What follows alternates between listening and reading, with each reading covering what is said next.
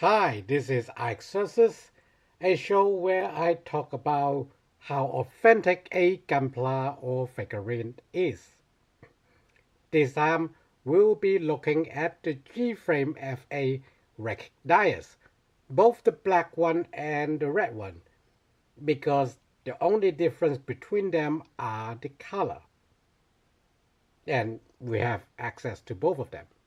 Now, despite its name and looks, Rec dias was actually developed as a Gundam, as the Gamma Gundam, by the Anaheim Electronics. While their Gundam project went under due to some unfortunate events, they are not dusting away the technology and knowledge they developed through it. So they put them into this new project, the Gamma Gundam. And this would end up serving the Orc as their attack mobile suit.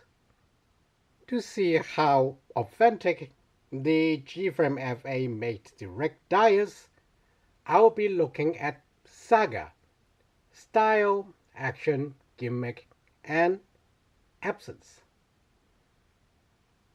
Style is how much the mobile suit looks like it did in anime, games, comics, illustrations, flowbooks.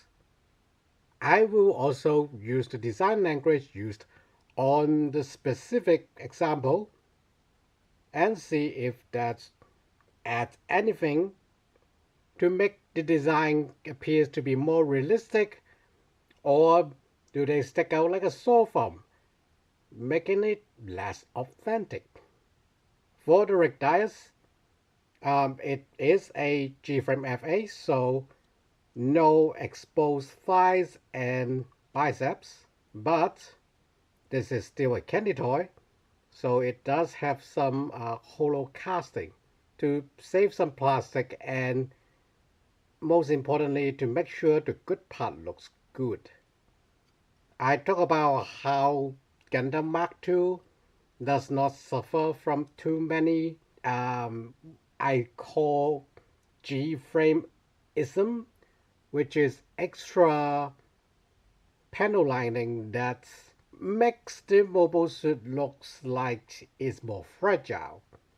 In this case, for the rig dias, the extra panel lining on the shoulders are fine. I'm okay with those. The forearms ones are cool because they do reminiscent of Xeon mobile suit, which, if you haven't noticed, Rig Dias is sort of a hybrid of a Dome and Gundam. So with all the Dome influence, I am okay with the extra segmentation added. The pulse transmission tubes are supposed to be there, so that's fine. The extra detail on the abdomen is fine. The extra details on the chest is fine too. They're okay. But the front skirt puzzles me. I don't know why it needs this kind of segmentation. It's not like you have a secondary movement here, at least not on here, but not like the actual rig dias have that too. Side skirts have some extra panel lining, that's fine too. More segment added for the thigh thrusters, but that's okay. Lower legs from the front, it looks fine. A bit more sculpture here and there that helps with the realism. But on the side, this is a very typical G-frame design. They basically use it on all of the Gundams to kind of cover up this gap, this separation gap. So they create a mirror cut here or at least panel line here, so that this looks like a separate panel that would work when you sandwich the two halves together. That's all fine and good, and being a Gundam is sort of okay on the rig dias, but being this big of a piece on the side, that's a bit questionable. The details on the back of the lower legs are fine. They do help to make rig dias looks like it is a high-tech space robot. Back of the skirts, it have the thruster nozzles, and a bit busy, but it's okay, especially in black when they're subtle. The backpack, we'll talk about this in Gimmick. I think it is great, but style-wise, yes, we do have some hollow parts on the wing binders, but the pretty part of the wing binders are nicely done. So minor, I wouldn't say disappointment, just a little bit, just slightly less than perfect. Now the head still keeps some of its movement despite its design, which is part of rig dias. You can clearly see the cockpit hatch. Yes, rig dias have a cockpit in its head. This is one of the unique. Well, it is a pioneer, kind of, for at least proper mobile suit to have a cockpit in the head. And in the lore, this allows rig dias chest to fill with an even bigger reactor because you have all this free estate to put it in. But later rig dias variants would restore the chest cockpit because it is safer for the pilots. But for AUG, they really need the best performance they can get. They are not getting as much mobile suits as their competitors, namely the Titans, which here has a iron grip on the Federation, at least from the start. So they need to squeeze out every ounce of potential power in their mobile suit. Let's take a quick look at the black one. I generally like the black one better. It's because it is black, but rather it is the more realistic take on mobile suits where they would have a more subtle color scheme. Now the problem with this Gframe, or at least on camera, you can't really tell the difference between the more deep black and the lighter dark gray that they try to replicate from the original design. So while I like this color scheme, sort of limitation on Gframe and sort of limitation on their production line, they don't really use too distinctive black plastic on it. Like they did, but they're not distinct enough to the camera, or without you really checking. Okay, I don't know if you can tell, but the front of the foot have a slightly more, have a bit of metallic or some form of dye to make it look dense, while the black on the side is more like a flat black. So this would have more depth compared to this. But yeah,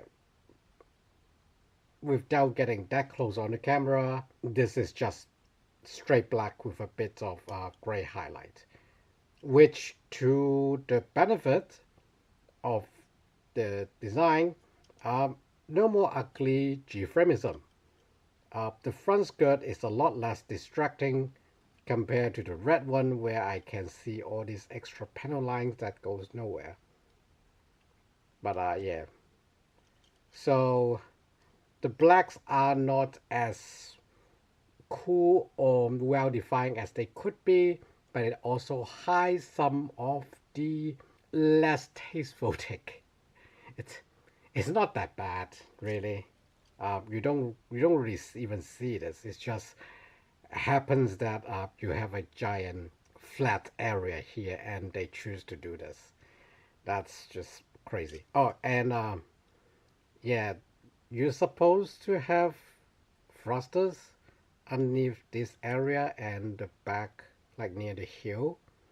Neither is pleasant, so I guess this is a poor deduction in styling for the details.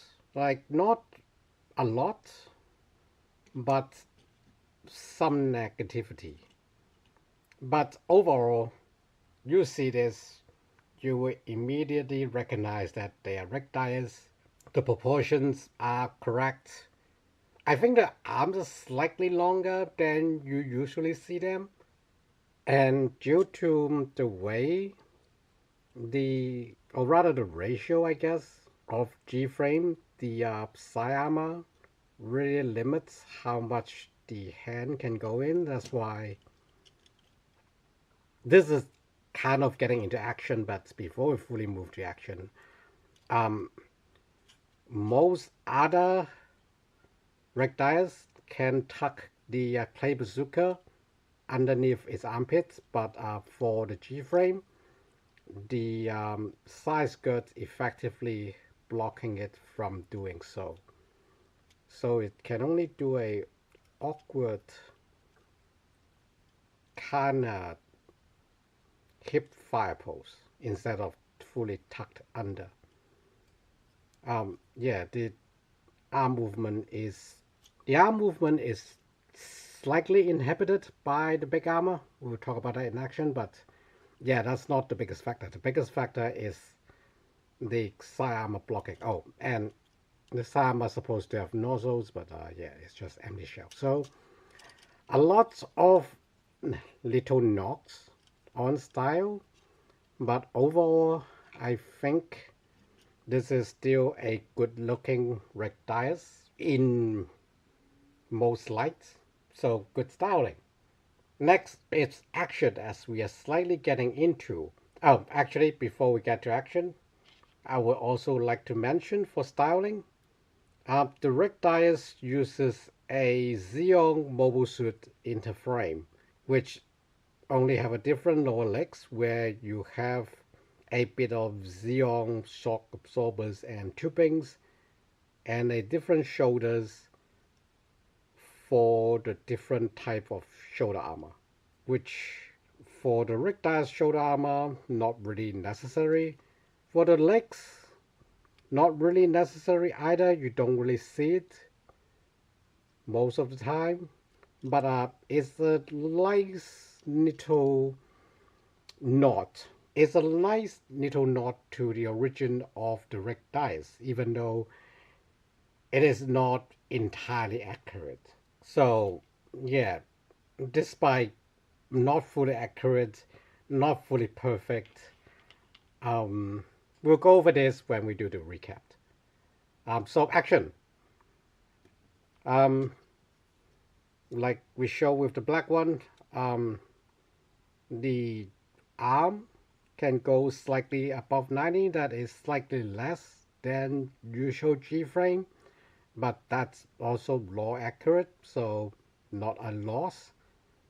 We have these straps protecting, or at least covering, the shoulder hinge, but we still got it. So rectile's got a lot of shoulder movement on it.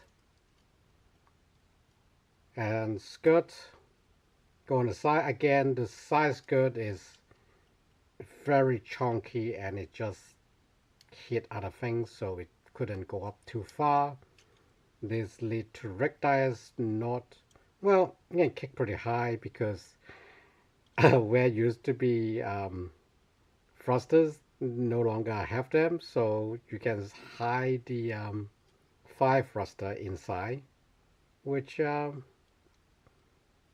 give rig dies near like a 70-degree side kick, which is pretty far. The front skirts are not on a ball joint but on a pivot, and again they are very thick and does not go 90 degrees to the front, which leaves something to be desired for rig dies to kick forward. The knee, while the frame itself have double knee joint, because of the giant armor, you can only go like 75 degrees. It is rather nice that this opening on the lower legs do allow the back cover hood of the thigh to go in. So nice consideration, but yeah, not very good movement. I don't think that's entirely law accurate. Rig dies, while isn't as flexible as Gundam Mark II, it is still supposed to be very high performance, high speeds, and just agile in general. So its movement shouldn't be that limited. The feet, as we try to show the shock absorbers, can pull full 90, but side to side doesn't. Well, it can go in pretty far, go out not so much. The armor everywhere just blocks it, and the weight the front of the foot clamp on to the heel pretty much guarantees that if you try to turn it outwards, it would wrench itself loose. So like it's there, you can make rig dies stands on a very solid stand, but yeah, it's not entirely ground touching. Like this one on the black is just not clamping onto the inner foot frame properly. But I guess this makes it more stable because that foot have more room to play. The wing binders are on a ball joint, so they can go out for a little bit, but not so much go in. You do have rotation, but again, they are quite sizable, so it will hit the rest of rig dies. So action-wise, despite being a G-frame with, like, this is the frame itself, with a 80 degree elbow, and then a fully ass-kicking knee, the rig dies just don't do any of that. Now, law-wise, it's not supposed to be super flexible. That's why Gundam Mark II is such a big improvement, technological leap for Orc to capture. So in this case, yes, rig dies isn't supposed to be super flexible, but at the same time, it is not as flexible as the format should be. So not just less than perfect, it's less than ideal. Now, Gimmick. This is the round where I think the Gframe FA rig dies really knock it out of the park. First of all, let's get this out of the room. The clay bazooka have a full 180 swivel, so that even with limited movement and a lot of armor interference, you can put the clay bazooka into a realistic looking pose for the rig dies. So this is a big plus. And then these beam guns, they do come off. While they are hollow on one end, they are fully sculpted on the other. and have a proper handle for rig dies to hold. So while the hook is a bit unsightly at this scale, and yes, it does not look as good, but it also allows it to be attached to the back of rig dies backpack, which is very low accurate. So gimmick wise, being low accurate, that is very good. And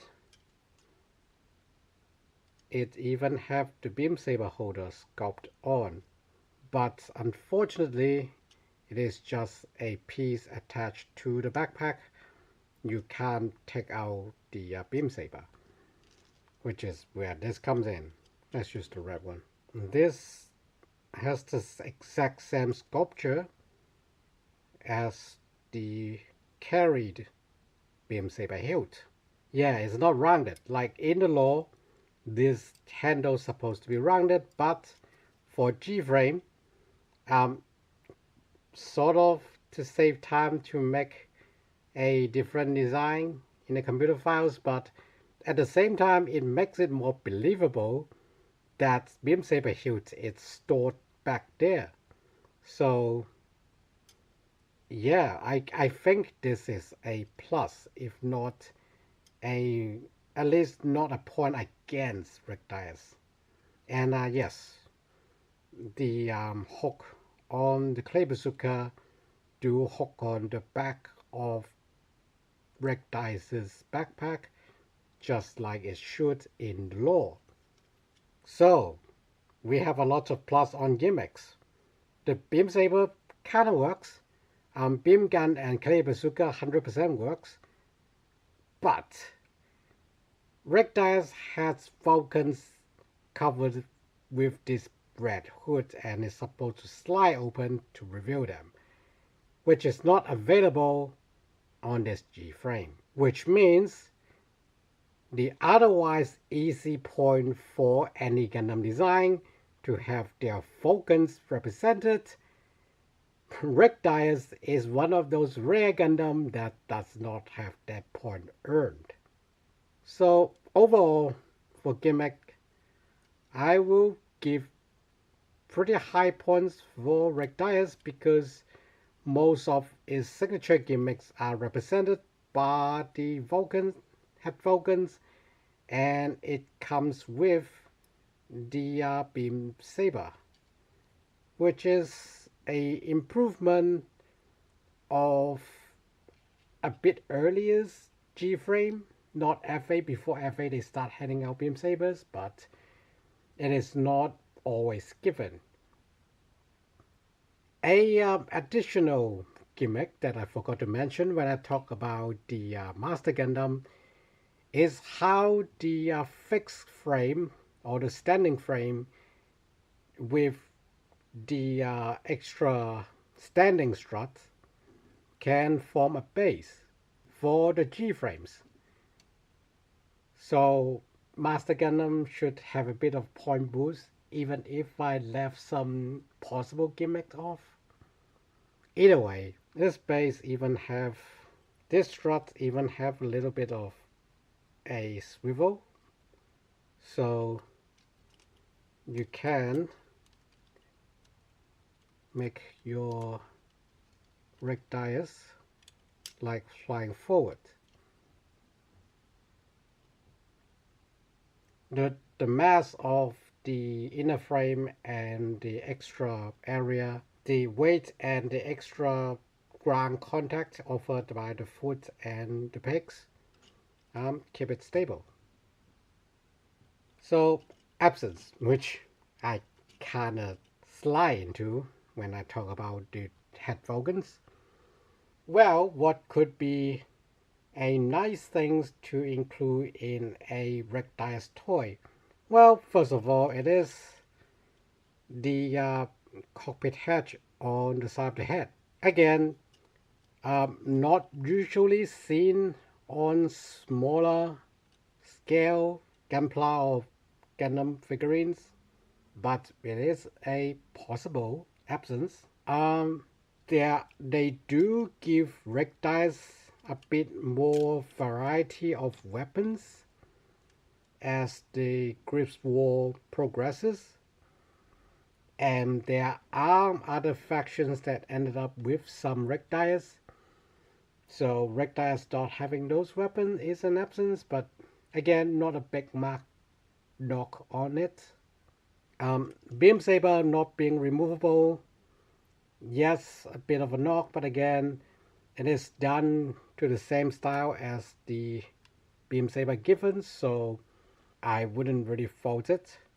I do have to color correct for the thrusters on the shoulders, which another good reason to get a black one. You don't have to do any of those, but yeah, I guess we have to fall back to the lacking removable magazine. Yeah, Clay Bazooka is supposed to have a removable magazine, and well, it is not always depicted as removable, but it is supposed to be field reloadable by the mobile suit itself, unlike the Zaku bazookas, which is not supposed to be feasibly reload, or most 1-year war bazookas. They are not designed to be reloaded in the field, while the Clay bazooka is designed to be reloadable in the field by the mobile suit itself. So there's that. And in Mono Eye, sometimes it is depicted as a non-movable, just omnidirection-ish sensor array. Sometimes it is a proper Mono Eye that it can rotate up and down, that you see the cross going along. So unmovable here isn't a big absence. Now, other gimmicks include the lacking thrusters all around, which I guess for the format is a given, but especially for the large area here on the lower legs, it is a bit gratuitous. Oh yeah, no multi-launcher on fingers for the communication wires and the multi-use polymer, but most Gundam figures wouldn't have them anyway, so not a big knock against it. To be honest, I don't see a lot of absence for this kit, at least on top of my head. Oh yeah, talking about the back of the legs, the reason why it have this hood on the thigh is because it's supposed to have pulse transmission conduits running down, which isn't here. It is an absence, but again, it's at the back of the leg. You don't really see it. So I guess it's just absence, a lot of little absence, much like styling and action, really. So to recap, styling wise, pretty top notch, except a bit of the Gframeism, making the rectiles look too busy at times, especially the red one.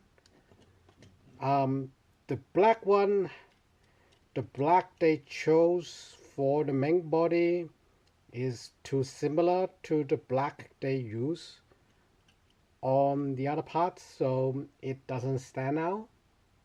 The wing binders have hollow out, but you don't really see them. Have to go through a lot of, well, not that much trouble on the back, but still, straight on, you don't notice them. I have to get on the side, get the light to hit right to show you all this honeycomb.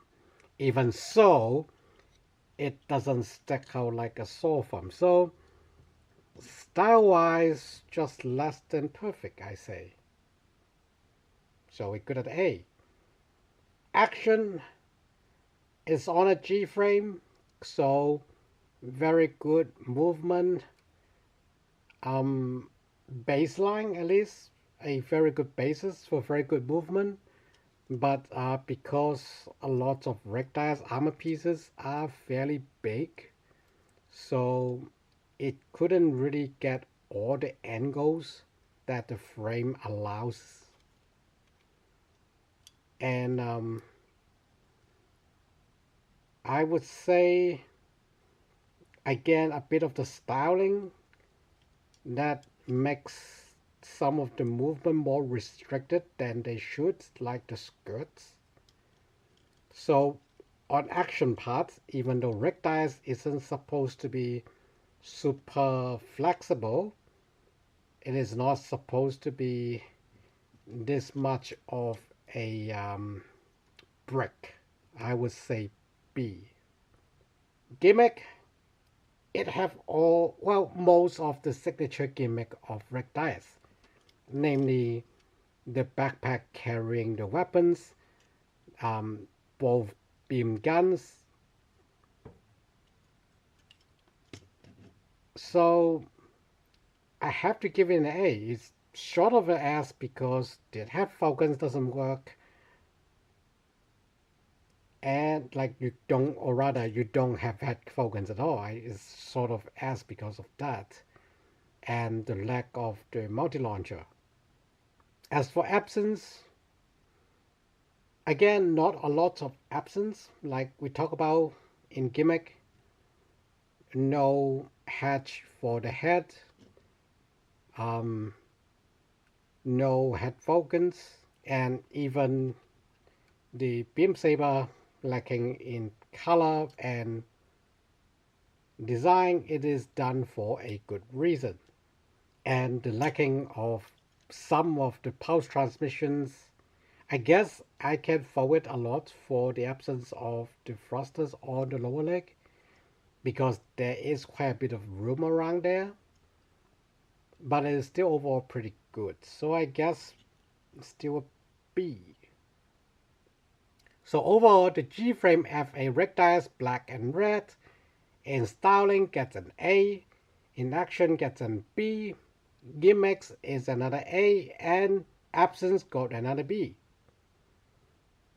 Overall, pretty good kit for getting some rig dice, especially if you use them as background characters for your 1 to 144 Agama team.